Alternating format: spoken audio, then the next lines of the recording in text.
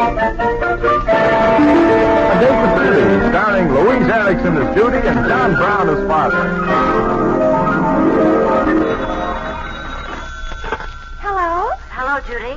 Randolph, my darling little brother. What did you find out? Well, Tootsie's going to wear a pink taffeta with a high neck. She said that'll enable her to look like Jean Crane from the front. Oh, what about the back? Well, it's cut way down in the back, and it's got a bustle, which Tootsie says will enable her to look like Lana Turner from that side. Oh, Randolph, my worst fears are realized. It isn't fair. What isn't? Tootsie is going to look like two dream girls at the dance, and I'll just look like myself from both sides.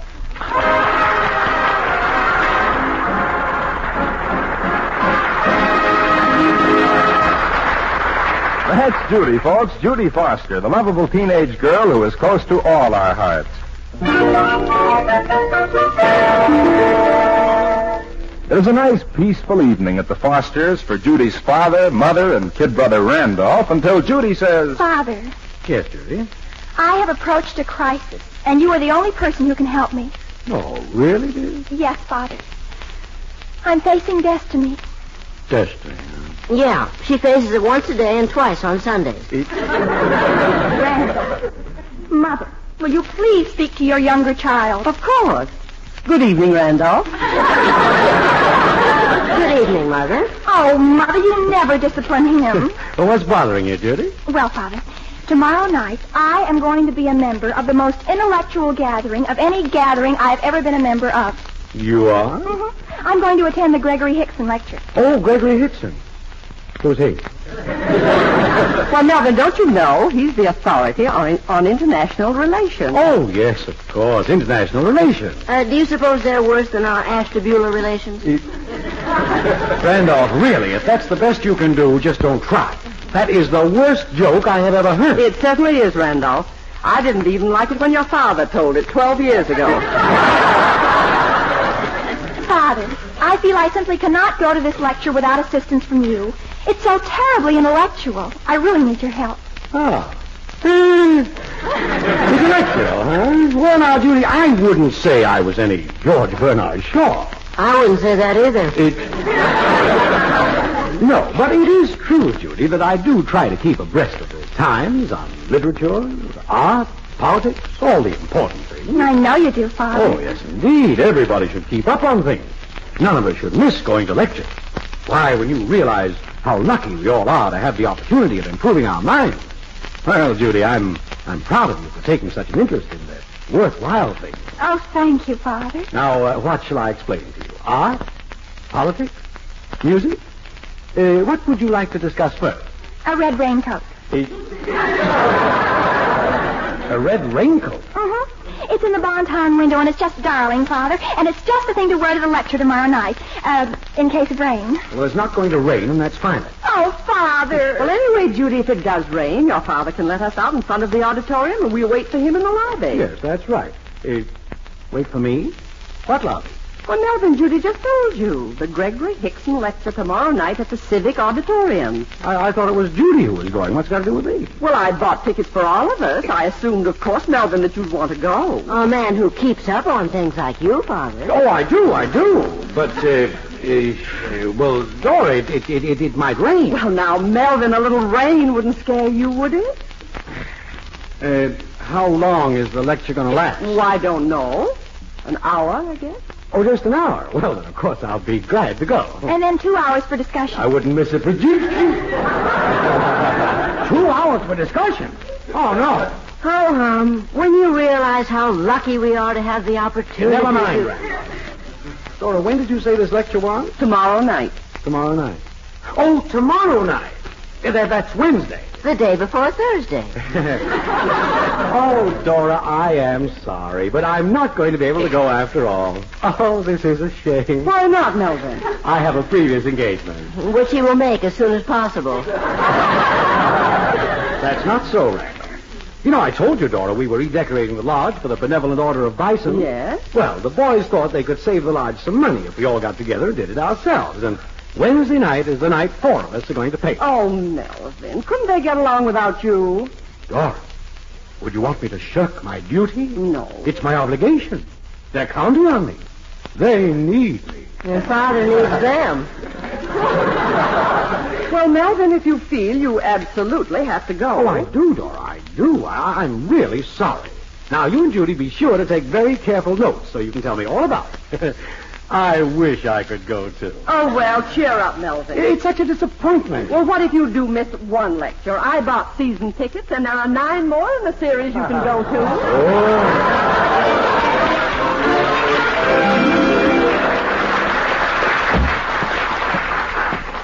Foster, what kept you? I'm sorry to be late, Emerson. I had to drop Dora and the kids off at that Hickson lecture. Oh, I almost got stuck to go to that, too. Well, I certainly was glad I had a good excuse. Yeah, imagine 3 hours on international relations. Yeah, I bet they're worse than my Ashtabula relations. You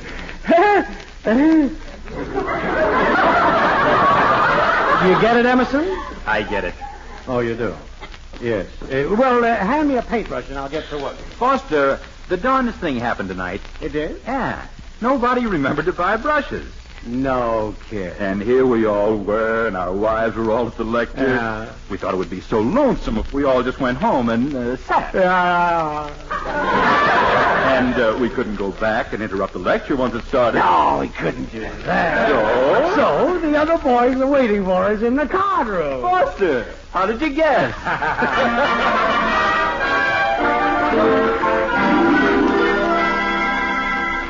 Now listen, boys. Let's not play for chicken feet tonight. Now, Foster, take it easy. Yeah, well, Emerson, when I play bridge, I like to gamble. Make it interesting.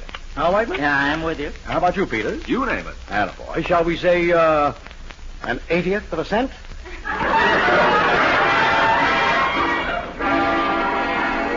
Your lead, Peters. You know, fellas, I've been looking at this place tonight. It's a big room. It might take us a long time to get it repainted. You're right, Foster. How long is the lecture series? 9 weeks. I'd say it would take us about 9 weeks. That's a swell idea. One thing, though, we stick together in this. Nobody tells his wife. You're darn right. And to cinch it, we better have a penalty. Okay. What should it be? Well, I've got an idea. The guy that spills the beans has to paint the lodge all by himself. Holy mackerel. Foster, it would take a guy a month to paint it by himself. Yeah, that's a pretty steep price to pay. Well, we have to make it stick. Well, all right. I guess so. I think that's a pretty big forfeit, but okay. Well, after all, fellas, I only suggested it for your protection, to protect you against your wives. After all, there's no problem in my house. When I want to play cards, I say to Dora, tonight I am going out to play cards. Yes, sir. Dora knows who's the head of the Foster house, sir. Oh, my gosh. What time is it? 11 o'clock. Oh, my goodness, I promised to pick Dora up at 1:45. She'll be furious. She'll never forgive me. Oh, my goodness, where's my coat? Hey, Foster, we haven't played this hand. Yeah, well, you play it for me. You're my partner. Don't win the rubber. Now I have to get Dora. Oh, my goodness. Yes, sir. I guess Dora knows who's the head of the Foster household.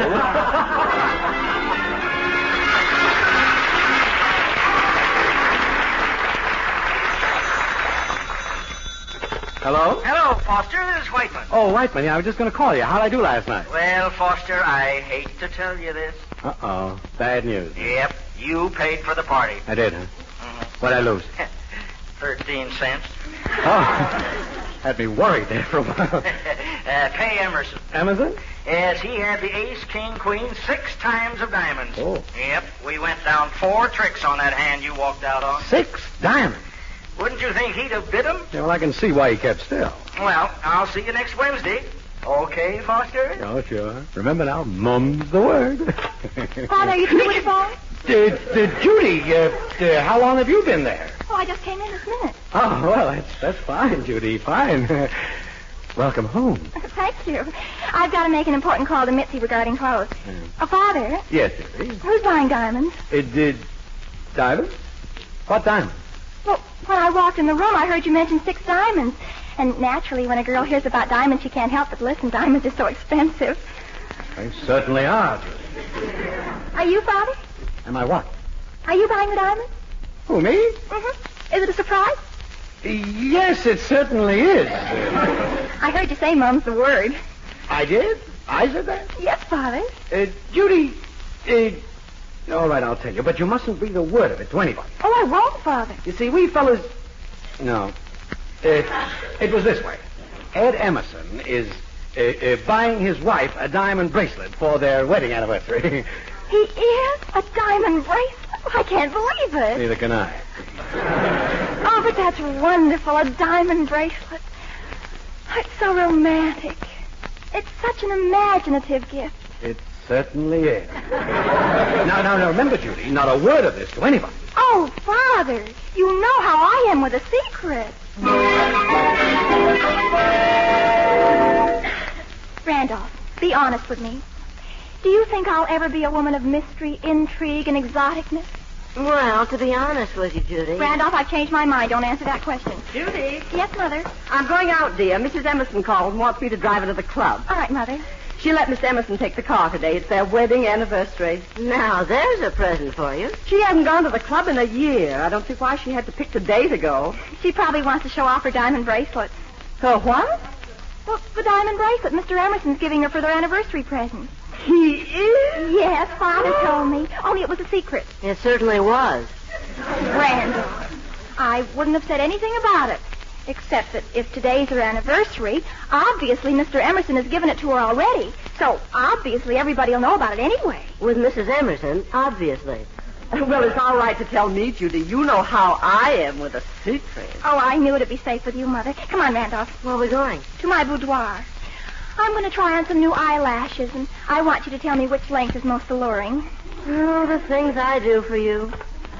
I'll just give Mrs. Emerson a ring. Now, if she hasn't got it yet, I won't say a word. All right, Mother. A diamond bracelet. Now, that's what I call a present. My goodness, wait until the girls hear about. Hello, Mrs. Emerson. This is Dora Foster. I just wanted to tell you that I'll pick you up. Oh, Mrs. Emerson, you're crying. Oh, don't say things like that. I'm sure Miss Emerson hasn't forgotten it's your anniversary. Well, I just happen to know that he's bought something perfectly wonderful for you. Yes, he has. Well, I got it on the best authority. Well, there's a first time for everything, even after 22 years. No, really, Judy heard it from her father, who heard it from Mr. Emerson, and just happened, accidentally, to tell me.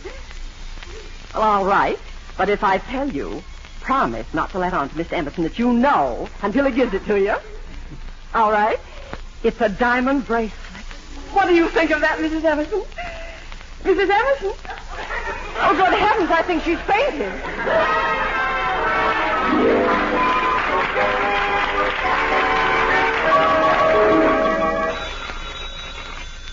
Hello? Foster? Oh, hello, Emerson. I hear those diamonds kind of fixed you up the other night. They fixed me up all right. Melvin Foster, you pay off or I'll sue. All this fuss about 13 cents? No, about a diamond bracelet. Eh? You told Judy I was buying my wife a diamond bracelet. I told you...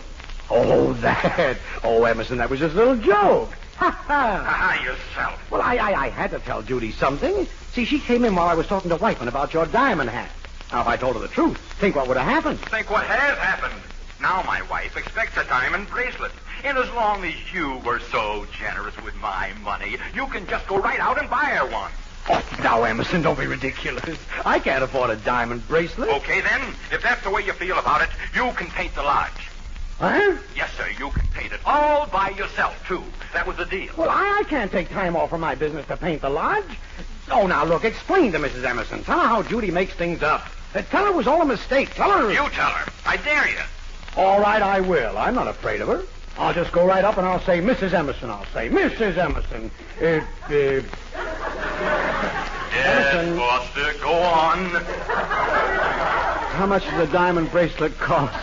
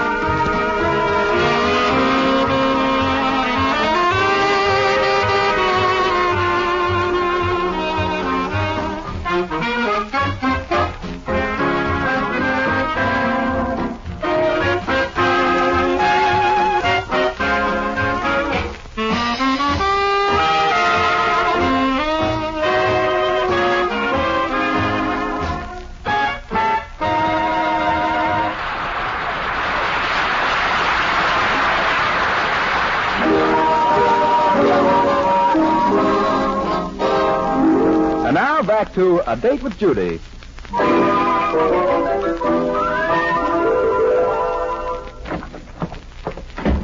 Hello, Mr. Osgood. Mr. Foster, what can I do for you? I came in to see about a diamond bracelet.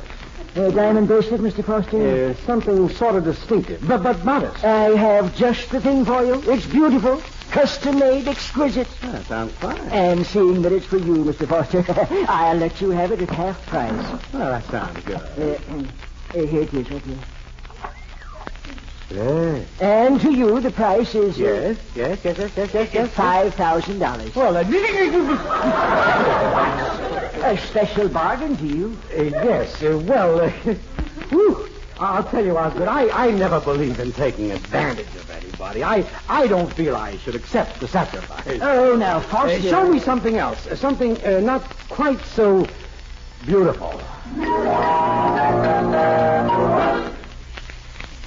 Foster, I've shown you everything I've got in the store. I know. Now, this here is the only bracelet I have in which I could set just one diamond. Well, all right, I'll take it.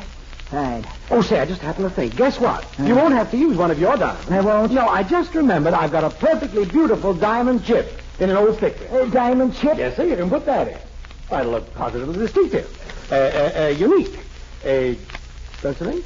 Don't worry, Mr. Foster. There isn't a doubt in my mind that this diamond bracelet will be the only one of its kind in the whole history of diamond bracelets.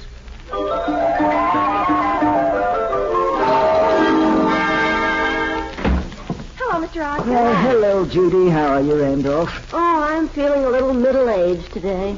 Yeah? What can I do for you kids? Well, Mr. Osgood, this morning I said to myself, Judy Foster, I said, do you realize that Christmas will be here? I said, My sister talks to such interesting people, Mr. Osgood. And then I said, Judy, you are so right. And just think how your whole dear family worries and worries about what to buy you for Christmas. Well, Mr. Osgood, I don't want my dear family to worry, so I quickly said to myself, what shall I do to keep my dear family from worrying about what to buy me for Christmas? And you answered yourself, go and pick out the presents yourself. Yes, Randolph, that's what I said. So, Mr. Osgood, I'll just sort of look around, if I may, and casually point out the things that I like. And should my dear family come in here to choose a present for me, you could sort of casually point out what I pointed out to you. Well, now, Judy, that sounds like a very good idea.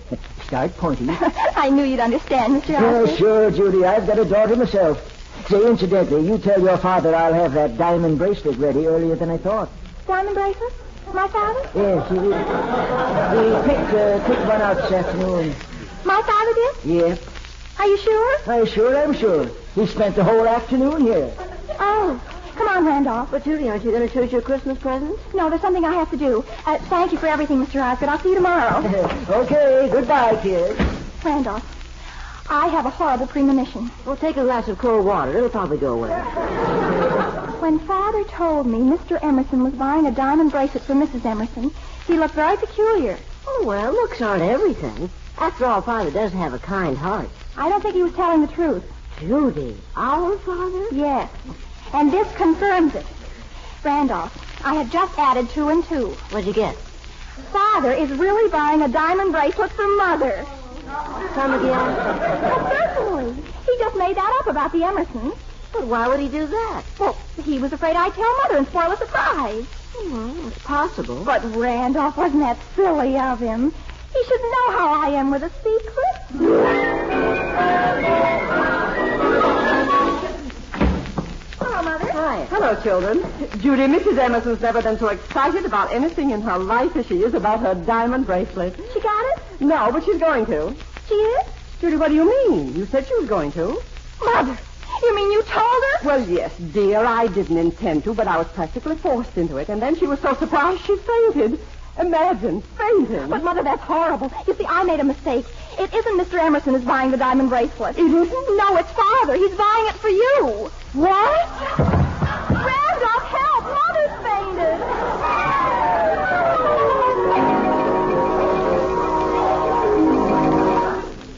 But, Judy, where would your father get the money for a diamond bracelet? Maybe he sold his stamp collection. Oh, Well, Mr. Osgood said Father bought a diamond bracelet. And who else would he buy a diamond bracelet for whom? Yes, who else for whom? well, I still don't believe it. I don't know where you get your ideas, Judy, but this is ridiculous. I'm not going to give it another thought. All right, Mother.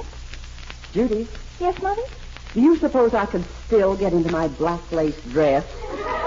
Black lace just seems to go so beautifully with diamonds.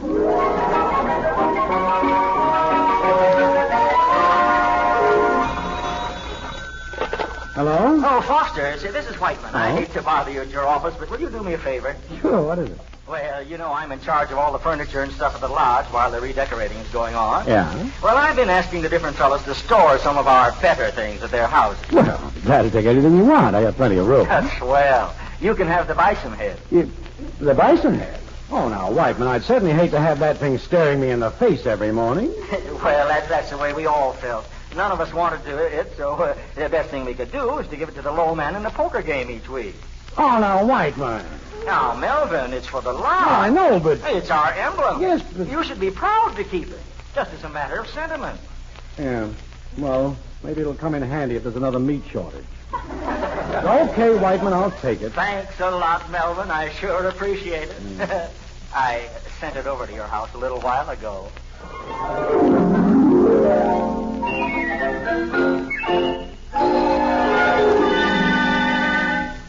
Mother, just look at the package that came for Father. It's the diamond bracelet. I just know it. Judy, in that box?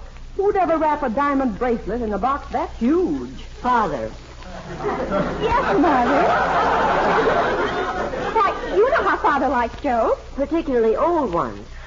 Remember the time he had my ring delivered in a barrel? Well, that's right, he did, but a diamond bracelet is such an impossibility. But Mr. Osgood said he bought one. That's what the man said. He said that. That's what the man said.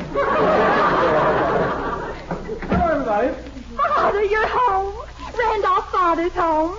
Sure, it's dinner time. Mother, Father's home. I see. Hello, Melvin. How are you? I'm home. Oh, Father, we've been so eager for you to get home tonight. Well, thank you, dear.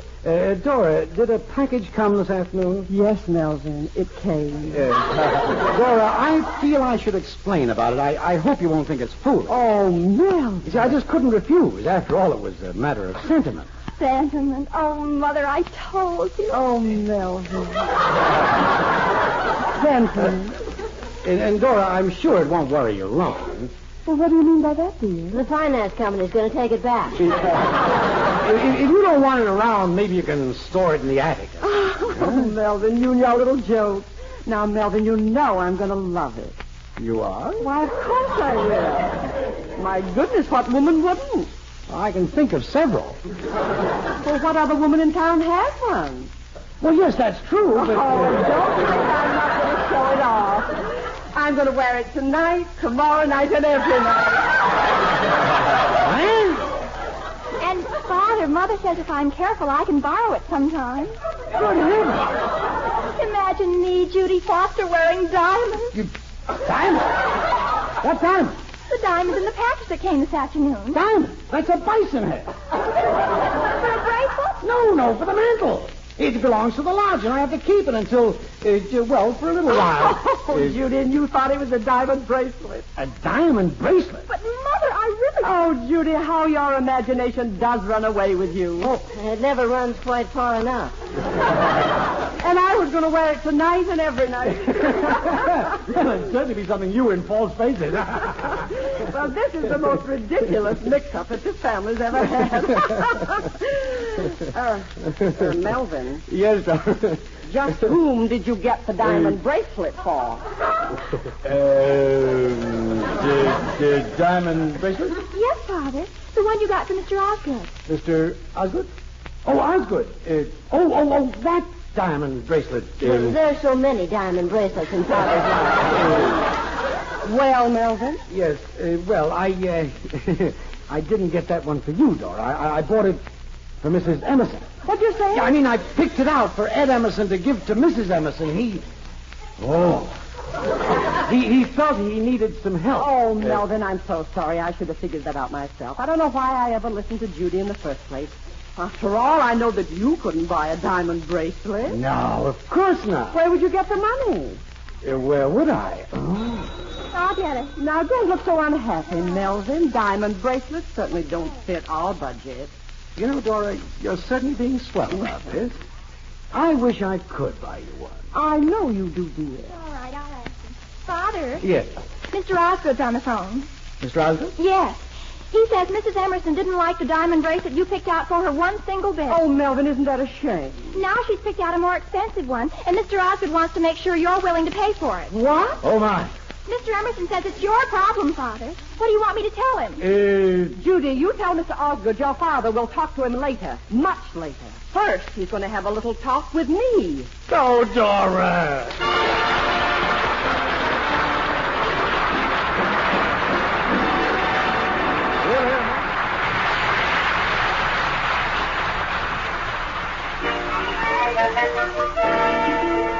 Randolph. Yes, Father? Would you please ask your mother, the loveliest mother in the whole world, to please forgive me? Oh, I'd be glad to. Mother, the loveliest mother in the whole world, will you please forgive me? No, Randolph. Forgive me, your father. Oh, sorry. Mother, the loveliest mother in the whole world, will you please... Never mind, Randolph. Melvin, I don't know whether I should forgive you or not. But I've explained the whole thing, Well, Dora. it serves you right. Do you realize that you got into this whole mess just because you wouldn't go to the lecture last Wednesday night? I know, Dora. Preferring to play cards, actually avoiding an inspirational, educational lecture for cards. Dora, you're absolutely right. Of course I am. Well, there are 9 more lectures, aren't there? Yes. Well, I want you to know I'm not going to miss one single one of them. Nothing could keep me away. Absolutely nothing. Well, I should think not. My goodness, I wouldn't miss it for anything. Yes. Why, that Mr. Hickson is the most interesting man I've ever listened to. I learned so much. Why, I just can't wait until next Wednesday. Mother? Yes, dear? I forgot to tell you, Mrs. Whiteman called. She wants to know if you can come to her hen party next Wednesday night. Oh, I'd love to. I'll call her right back. But Dora, Wednesday night, what about the lecture? Oh, Melvin, you can't expect me to give up a hen party for an old lecture, can you? Oh, for the love of...